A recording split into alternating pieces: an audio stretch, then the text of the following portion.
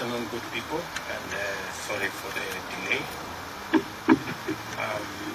Yesterday, the Court of Appeal settled emphatically the recent controversial constitutional amendment proposals and processes. This marks the second time our courts have pronounced themselves on this matter. On both occasions, our courts were bold, clear, and unmistakable. Without any doubt, the court brought the voice of Wanjiku to life and called on us to move on to the most pressing needs of our citizens and our nation. The court decision reaffirms that Kenya is a country governed by the rule of law, not the rule of men, where the Constitution and the sovereignty of the people are supreme and not the political elite. However, no one has lost and no one has won. It is a win-win for both the people and the Constitution. The people have won, the Constitution has won, and the rule of law has prevailed. I laud the courage of the judges who have bravely defended the Constitution. God bless them. This is therefore a moment of reflection and appreciation. We thank the Almighty God for giving us this unique day to celebrate our progress as a people and as a nation. We celebrate our institutions which have come of age, foremost the judiciary. Our Constitution continues to reveal itself anew, day after day, and the living expression of the sovereign will of Kenyans. We rejoice in the timeless spirit of freedom that remains alive in our land. We delight, most thankfully, in the vigilance and the civic engagement that pervades our country, and the commitment by Kenyans of all walks of life to rise and defend their liberty. We may now live our lives and build our nation with the confidence that the brave patriots of our judiciary stand ready, capable, and courageous to secure the promise of our national anthem that justice be our shield and defender. In this spirit, it is time for us, especially the political class, to set down our battle standards and shed our partisan armor and unite in actualizing the aspirations of ordinary citizens. It is time for us to join hands and pursue the priorities of Wananchi with the same urgency, vigor that has been dedicated to the BBI. We must make up for all the time lost, resources spent, and opportunities foregone in the knowledge that time is of the essence. For truly, it is never too late to do the right thing. I therefore plead with all leaders to harness the spirit of bipartisanship and direct our minds and energy towards efforts that positively affect the well-being of all our citizens. I strongly urge that our starting point in this endeavor is to apply our best collective efforts, mobilize and commit adequate resources towards the decisive management of the COVID-19 crisis in order to free up the country, return our people to work, and restore our economy to its full flight. We must agree that rolling out a vaccination program to cover the entire nation is imperative if our nation is to have any hope of recovering lost time and catching up with a world that is quickly recapturing its rhythm.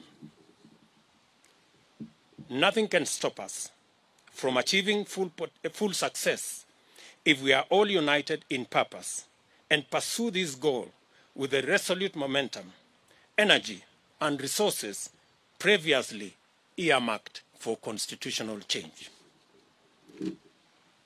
Together with this, we must urgently retrace our path to the Big Four agenda, which packaged a comprehensive raft of policy interventions, programs, and projects aimed at creating millions of jobs for our young people, rejuvenating our agriculture and livestock sectors for food security, agro-processing, value addition, and manufacturing, and also securing the health of millions of citizens through the universal health coverage.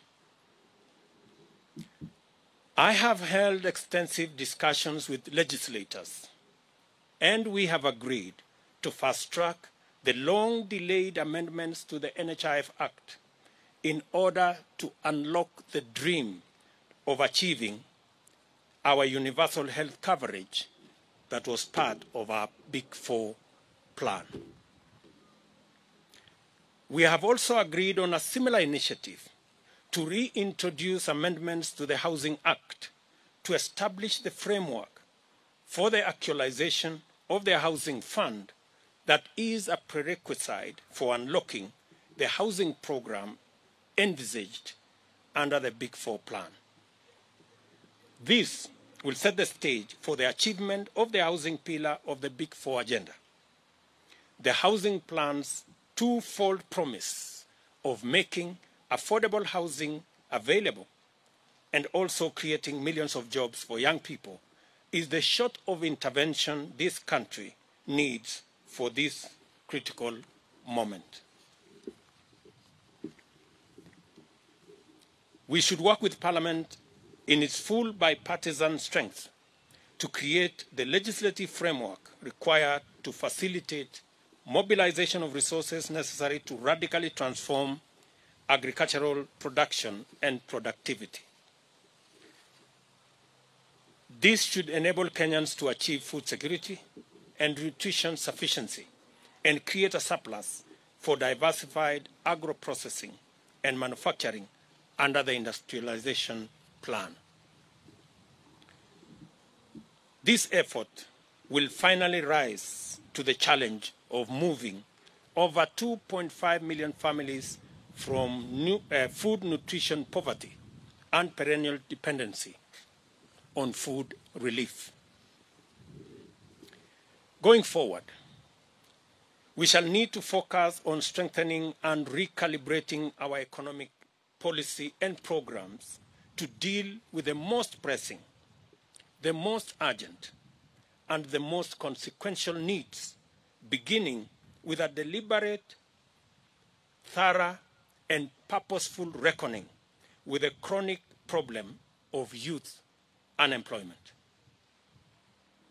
We must figure out a way of enhancing productivity and competitiveness while creating millions of job opportunities as a matter of urgent priority. A related and urgent intervention that will help in this effort will be to reorganize and consolidate financing of micro, small, and medium enterprises to liberate them from the chokehold of Shylocks and an exorbitant interest rate regime that presently stifles the promise of meaningful growth and stalls the possibility of enterprise development and wealth creation. As a nation, we must commit to creating opportunities for every enterprising Kenyan to thrive and make a living. Furthermore, we must strongly commit to collective effort to fashion a new future for Kenya based on a new socio-economic and political paradigm. It is time for us to imagine together a new society that gives priority to the greatest number of its citizens. This new society must choose the welfare of the people over that of leaders. It must prefer the realization of empowerment of the masses to the naked pursuit of power sharing among the political elite. And we must pursue the creation of millions of jobs, not the mere sharing of political positions. The nation we envision is focused on success through enterprise, not largesse from patronage, and is committed to fundamental and inclusive economic transformation, not opportunistic coalitions to rig the system against the people. We cannot and must not, in all honesty, embark on a discourse about the future of our nation without the largest owners of that future: the youth, the young people, are and by far the demographic most affected by the grave state of affairs in our country. The overwhelming majority of young people suffer the brunt of joblessness. Many have been driven to depression. Many have become victims of drug abuse syndicates. And the vast majority are hostages of burdensome debts. Today, I call on each and every young person in our country to step forward, to stand up to be counted, to summon their energy, talent, knowledge, and expertise to imagine, fashion, and create a new Kenya. I urge the young people of our nation to refuse to be sidelined, to resist to be marginalized, but to assume their rightful place at the center of national discourse. Your place at the center of the national discourse is your right. Do not wait to be invited. Your future and that of our nation is anchored and premised on your readiness to assume your rightful position.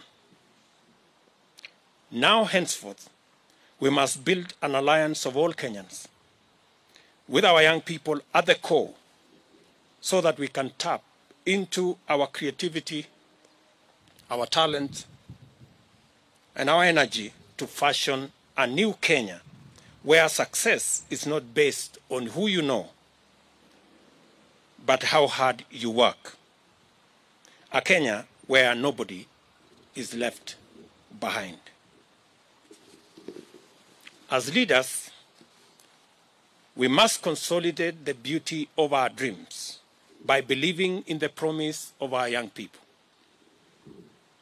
We must deliberately, purposefully, and meaningfully turn to and keep our focus on listening to the youth and ceding ever greater space for them to express themselves and actualize their aspirations. The issues affecting our young people must be our most important priorities, and they must be at the core of all future-oriented policies and actions. United as brothers and sisters in this great task, with the Almighty God going ahead of us, let us build this, our nation, together. Thank you very much.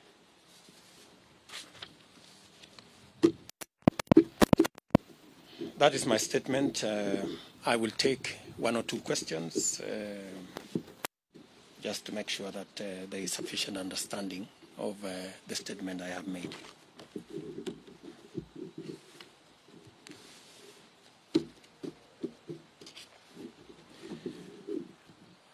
Do we have any questions, or the statement had sufficient clarity?